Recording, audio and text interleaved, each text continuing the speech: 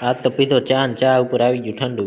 આજ તો હવારમાં જેવા જ સૂરજ પણ ઉગ્યા એટલે આપણે આવી ગયા આપણા કાકાના ધાબા ઉપર ને આ ભાઈ તૂટી વળીને મોબાઈલ તો જોવે જ.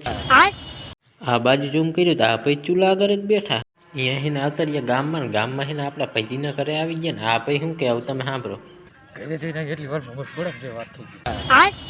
ઘરે હેન પાસે થઈ ગયા કડીએ કામ કોઈ હાલતા ના ચાણક પણ નહોતું જવાનું આજ જવાનું તો વેગડવાય તો ચાલો લટપટ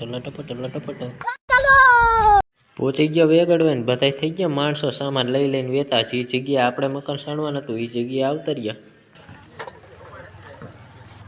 આવીને તો પેલા બે ઠેલીનું માલ ખાપણ કરી દીધું ચાલુ.